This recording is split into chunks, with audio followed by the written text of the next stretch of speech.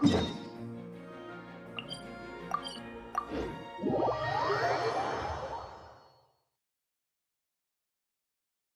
Palais is right up ahead. Come on.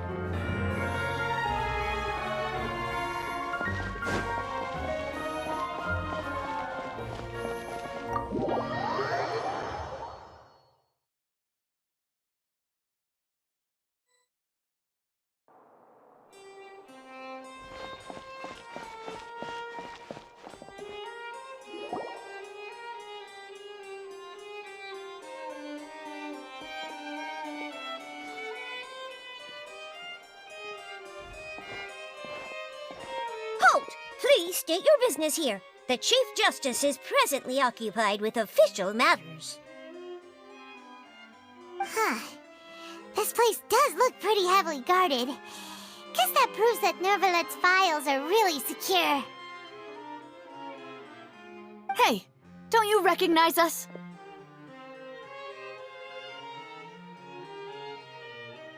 Huh? Who are you? Just to be clear, I don't care who you are or who you might be related to. Our rules make no exceptions. See? They've got great discipline, too.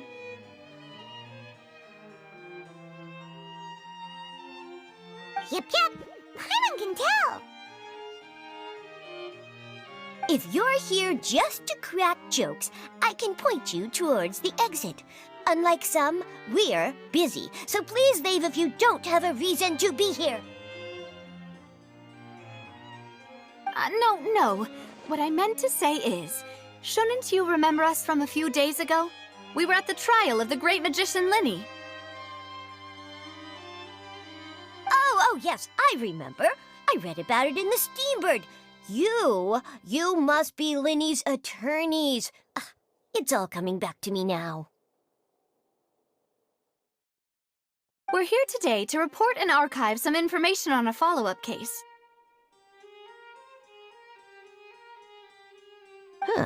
Is that even a thing?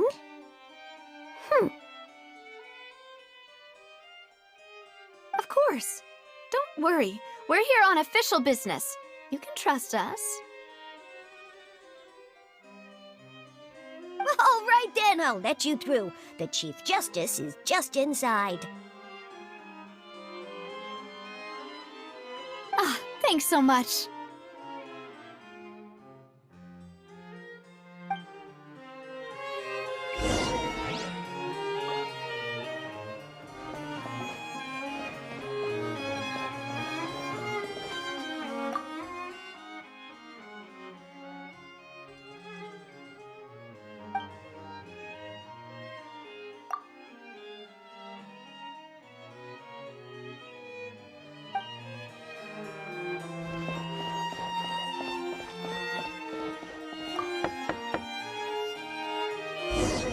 Please, come in.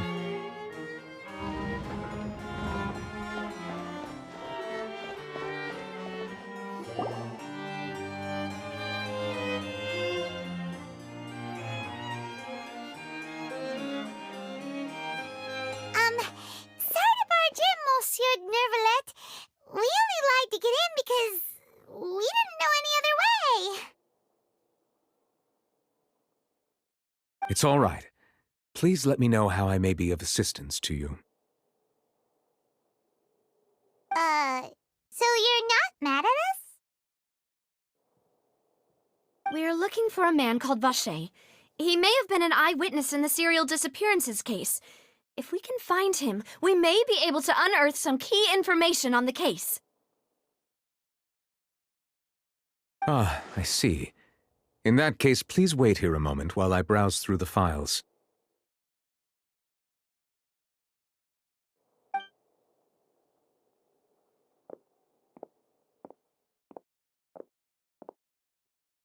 Who knew that Neuvillette would be so easy to talk to?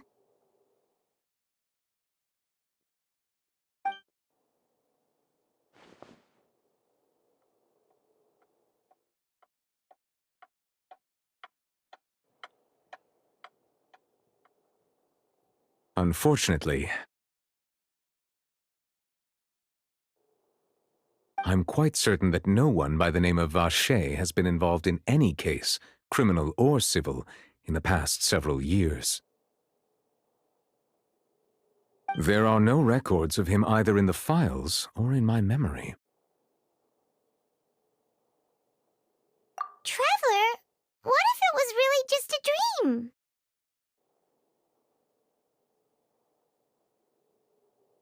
Is that so? All right then. Thank you so much, Monsieur Neuvillette. We'll take our leave now.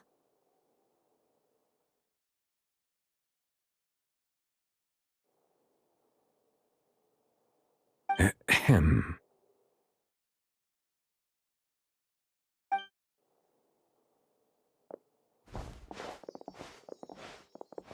Miss Navia, I can understand how you feel. Your father, Callus, was a truly exceptional man. We deeply regret his passing.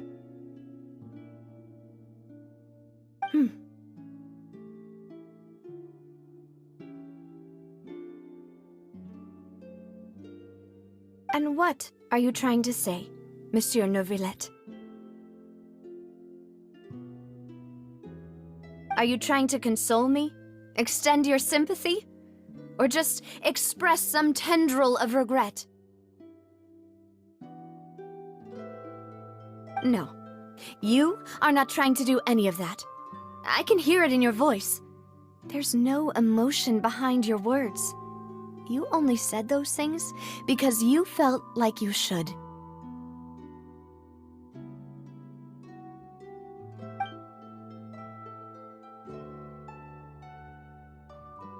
It's just like last time. After my father took his place in the duelist ring, I pushed through the guards to talk to you as a last resort. You even told me then that you thought there was something fishy with the case, yet you still allowed the duel to go ahead. In your eyes, the value of a human life is nothing compared to those cold laws you hold so dear. If you truly regret my father's death, then why didn't you call a stop to the duel?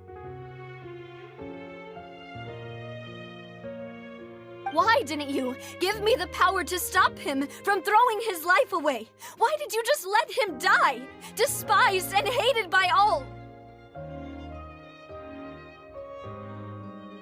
Everything was hanging on a thread at that moment. Just the tiniest effort could have changed everything. There are still so many things I never got to tell him. So many questions he still owes me answers to. If you really have no heart, then just look me in the eyes. I, Navia, will show you the true meaning of regret.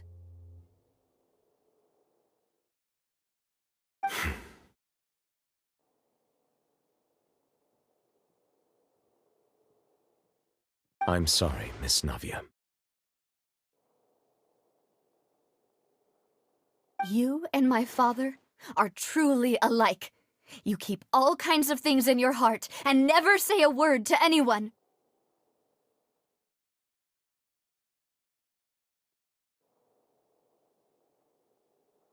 It's not so much that you can't feel, but that you would never express anything. Oh well. In any case, everyone already knows full well the apathy of the Chief Justice. My apologies for taking my emotions out on you, Monsieur Chief Justice. Let's go, Traveler and Paimon.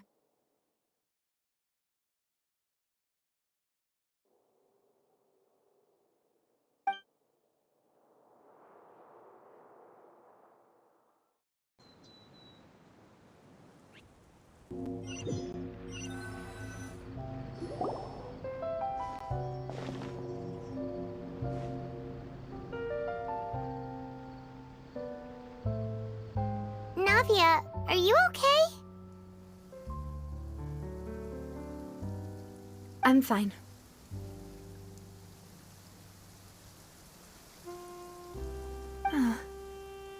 Rain. It's raining.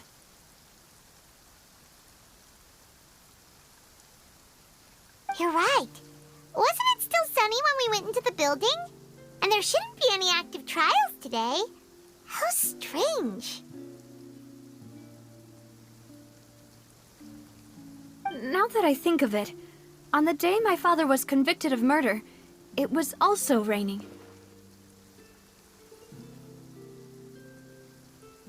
What is it? Did you think of something?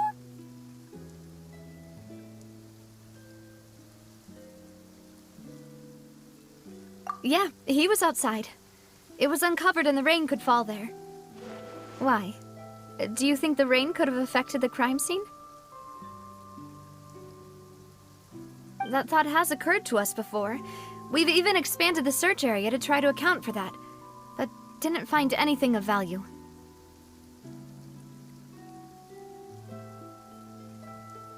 Oh?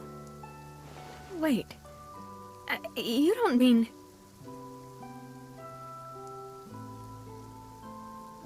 So you're saying that the true murderer could have been turned into water and then got washed away with the rain?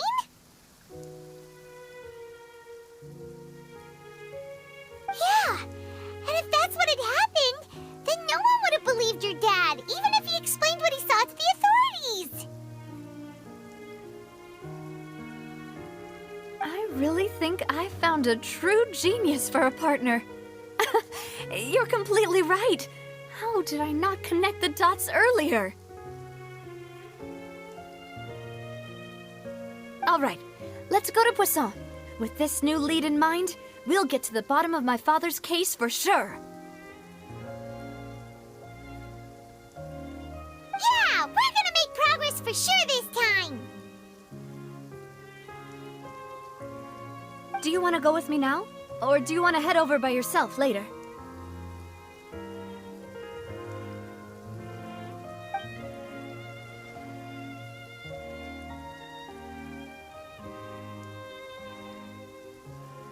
All right, then I'll wait for you at Poisson.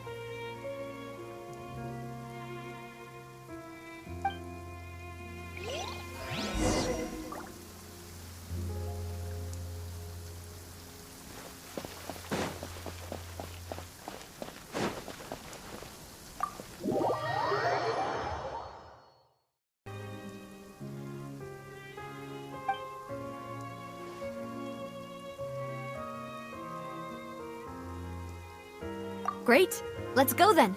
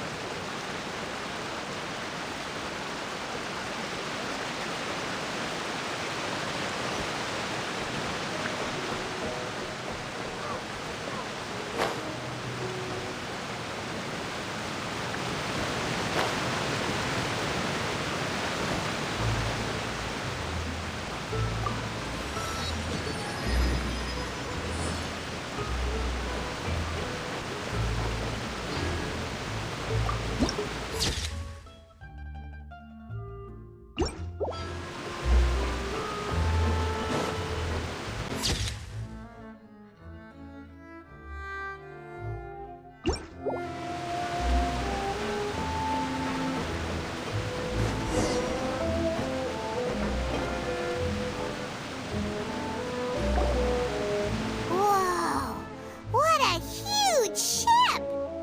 Why would a ship be anchored at a place like this?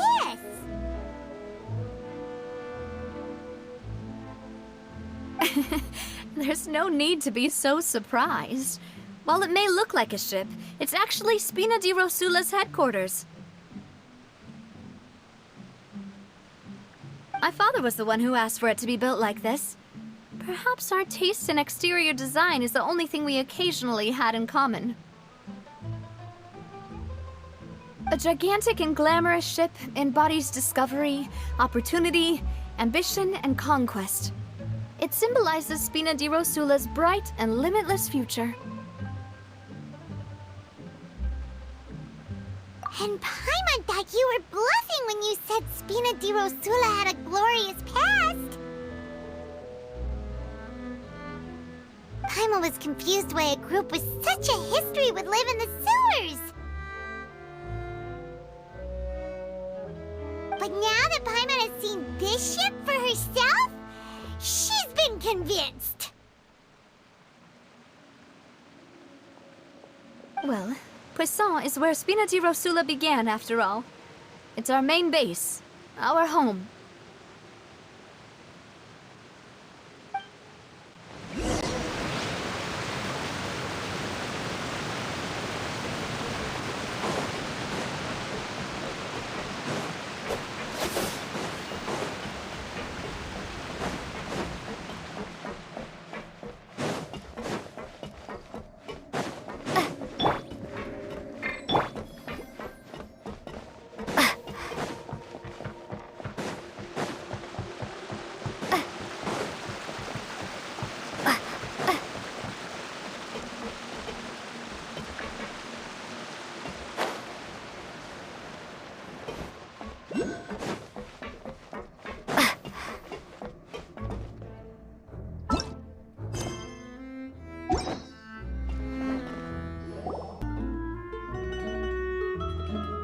Melus, we're back! Apologies for the wait, demoiselle, and our most important partners. You said before that you still had some business at the court. What brings you back to Poisson so quickly? About that. It's because my partner here reminded me of something really important. You see, what if my father's case had something to do with water from the primordial sea? You still remember, right, Melus? On that night, it was raining? Yes, the case was quite similar to that of Mr. Lyney's. Both were what you'd call impossible murders. Could you tell us a bit more about what happened before? Yeah, of course. Many years ago, something called synth began to gain popularity in Poisson. At a glance, it was a kind of drink that could excite your mood and produce many pleasant hallucinations. Wait! Didn't that guard guy who turned into water also mention that the primordial water could be used to produce some kind of potion? Yes, he did. Considering what we know now, it's almost certain that synth is created using water from the primordial sea. If you drink synth for an extended amount of time, you'll suffer many side effects, such as losing the ability to focus or control your emotions. And if you were to stop drinking it completely, you'll experience flashes of paranoia and anxiety while lacking energy to do anything. It's an extremely dangerous substance. As he oversaw Poisson, my father was compelled to put a stop to synth abuse and called for a complete ban of it. Boss's uncompromising attitude incurred the synth vendor's wrath, but no matter how much they threatened or bribed him, he refused to yield. Not only that, Boss became determined to find the mastermind behind the synth operation and put an end to the problem once and for all. Yes, but the enemy was very cunning. So he could never get anything out of the dealers, all of whom only sold the stuff and weren't privy to the rest of the operation. Recognizing that, my father decided to contact the dealers in secret and cultivate personal relationships with them. Finally, he was able to convince someone to become his informant. The man's name was Jacques. He felt greatly ashamed about his work after seeing many families destroyed by synth abuse. That night, my father hosted a banquet at his countryside estate. He planned to meet up and exchange information with Jacques over some food.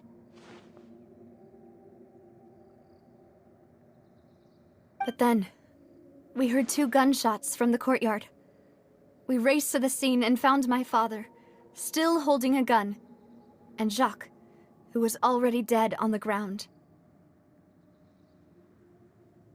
Huh? How did that happen? Aren't they on the same side? Sounds just like Lenny's case, doesn't it? In both cases, the culprit seemed obvious, but neither appeared to have any motive at all. Looking back on it, though, I now believe the most important clue was something we all overlooked at the time. There were pieces of clothing left at the scene. Precisely. It's all thanks to you that I made the connection now. Back then, we all just thought they were some costumes that Jacques used to disguise himself at the banquet. But, considering it now, it's almost certain that they belong to a third person at the scene. With one extra person, we'll also need to reconsider why the 2 shots were fired.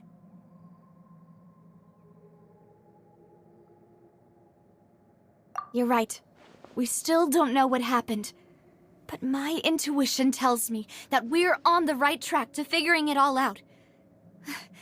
I'm finally headed towards the truth. Jacques was an empathetic man who was infinitely remorseful for his past actions. It's unlikely that he turned on Boss with 0 warning. I think this third person is probably the key to the full truth. On that note, however, even though this will not please you, demoiselle, as your and your father's butler, I must still offer a word of warning. Our opponent is insidious and cruel. They are extremely difficult to deal with, and Boss has already lost his life trying to bring them to justice. Even though Spina di Rosula has lost most of its former glory, Poisson has welcomed a new time of peace, and we have been allowed to live out our lives.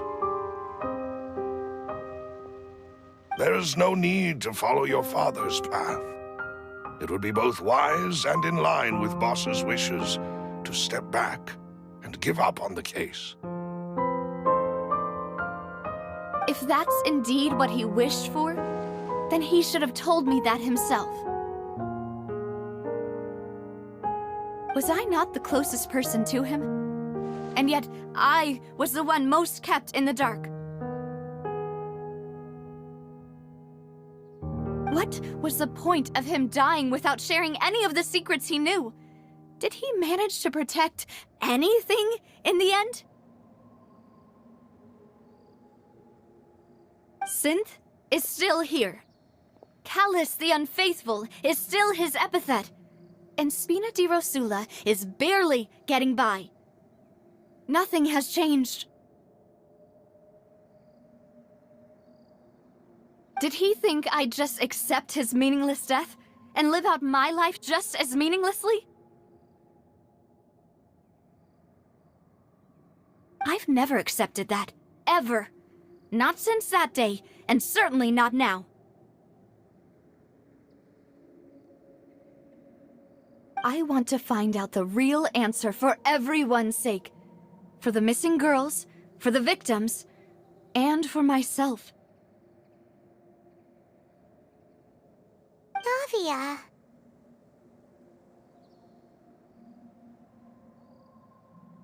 This is indeed the best moment to act. Your partner appears to be quite reliable, and more importantly, demoiselle, I think you're also ready to take this on. So you do know something else, Melus.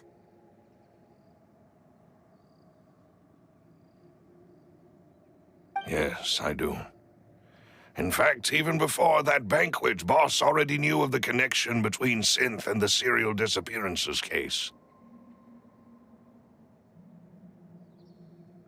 But what drove all the tensions to the boiling point was the revelation that you, Demoiselle, had been selected as the next target to disappear. What?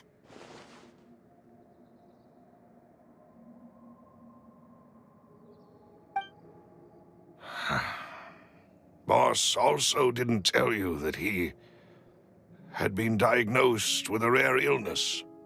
The doctors told him that he had no more than 5 years left to live. And the serial disappearances case caused him great anxiety. 5 years was nowhere near enough time to resolve this long-standing conflict, but once he passed away, all the danger would pass on to you. Knowing all of this, he decided to use one final intimidation tactic before his death. He claimed to have already gotten his hands on some key incriminating evidence for the other side, and even told some members of Spina di Rosula about the details. But as long as you remained safe, he would not share the evidence with the public. If something were to happen to you, then he and all those he told would immediately expose all they knew about Synth and the disappeared victims. Right, so nobody would be able to get off scot-free. As we've seen, Boss's tactic has worked. Even though Boss has been gone for a long time, the other side has not tried to take Demoiselle's life.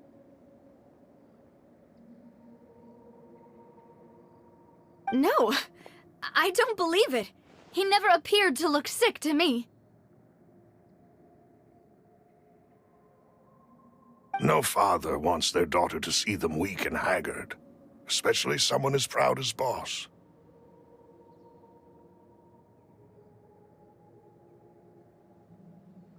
To him, dying in a duel and suffering lasting dishonor as the unfaithful were still far preferable than losing face in front of his daughter.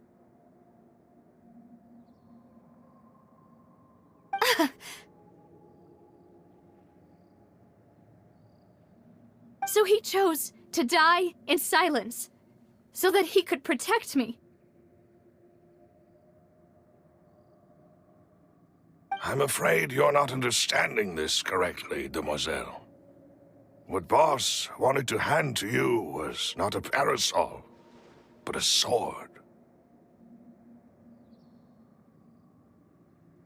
If Boss's spirit could hear you telling me that you want to find the answer for the sake of everyone involved, I'm sure he'd be extremely proud.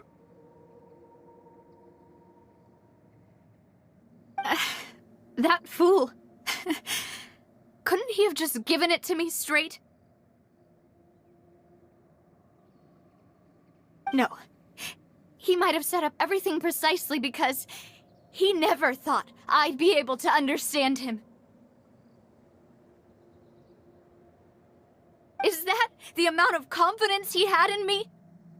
And what if I was never able to make it to where I am now?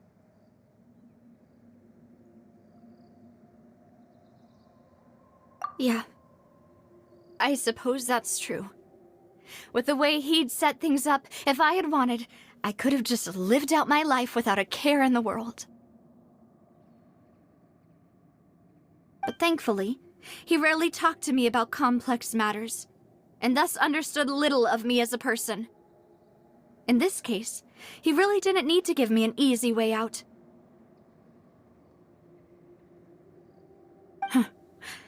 Melus, what was the key evidence that he shared with you? It's the location where Synth is produced. Essentially, it's the enemy's headquarters. When he was threatening the enemy, Boss didn't share the specifics of the incriminating evidence he found. But if you want to use it against the enemy, you'll still have to take several things into consideration. Why? If we know where the place is, can't we just go storming in? You mustn't forget that we're fighting against a mysterious and dangerous organization that's been in operation for decades. There's no telling what might be lying in wait at their headquarters. We also have no idea what kind of evidence we may be able to find inside, nor what people we may be able to capture. But a single visit to their headquarters will be tantamount to a formal declaration of war. The worst case would be that we leave empty-handed, but also open ourselves up to full retaliation. Then, in that case, why not work with the Fontaine authorities? Well, you saw one of them dissolve during Mr. Lyney's case. We have no idea just how thoroughly they may have been infiltrated. Huh. That's true. Seems my father really had no choice. But things are different now. It should be a lot easier to prove the other side's guilt, now that we've connected Synth with the disappearances case. You sound like you've put a lot of thought into this, Melus. I am the butler, after all. I live but to serve the boss and Demoiselle's will. I've always been willing to take on any kind of risk for your sake. But considering my relative lack of ability, I've spent my time keeping secrets, performing basic investigations, and waiting for the right time to come. Thank you for all of that, Melus. Have you discovered anything new in the past few years? Let me think. One conclusion I came to is that the enemy must be quite familiar with Spina di Rosula, or at least have an informant planted here. When I announced orders to the organization's members on Demoiselle's behalf, I used to deliberately keep a few people in the dark and observe the reactions of the synth vendors. If the vendors didn't change their plans, then the individuals informed of our orders must be innocent. If the vendors packed up and fled, however, then someone must have given them the news. After several rounds of testing and investigative tracing, I've narrowed the suspect list down to 3 people.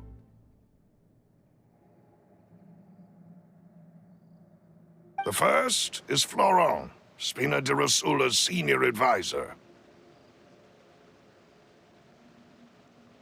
Huh? Florent?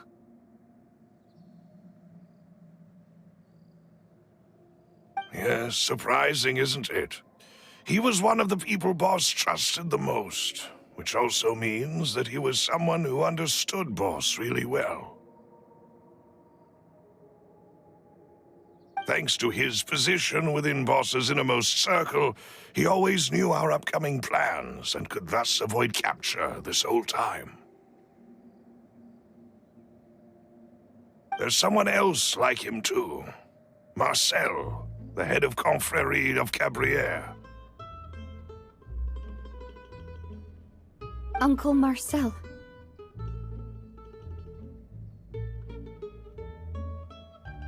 It's a guild in Poisson. Boss helped it to grow to its current size and prominence. In the beginning, they were only reselling some daily goods, but now they're one of the richest guilds around with a lot of business connections in the city. So, they're like a sister organization of Spina di Rosula? Yes, you can say that. When we were fighting against the synth dealers, they provided us with plenty of support. It's a bit difficult to imagine someone using their own money to hunt down themselves. The final suspect is Thierry, the man responsible for coordinating information between Spina di Rosula and the guards. Although the guards mostly leave us to our own devices, there are still many activities we have to report to the local authorities.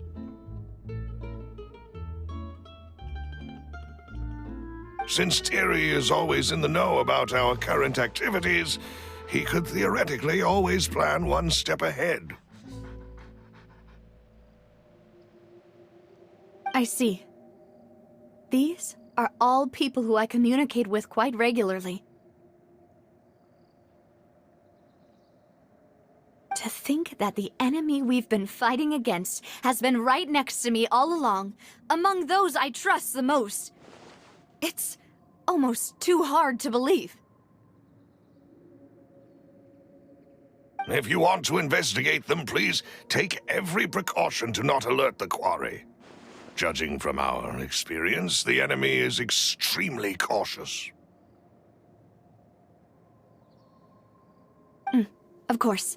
And thank you, Melus. You've provided us with a lot of great information. You're too kind, my lady. I'm just doing my duty. And before I forget, proving Boss's innocence would also mean clearing him of blame in Jacques' death. After that incident, Jacques' wife and daughter were taken into the Spina's care. They still live in Poisson today. If it might help, you could also pay them a visit. I can make the necessary arrangements. Aw, thank you so much, Melus. You really are the best. A new case awaits, my dear partner. I hope we can work together to uncover the truth and end this case once and for all.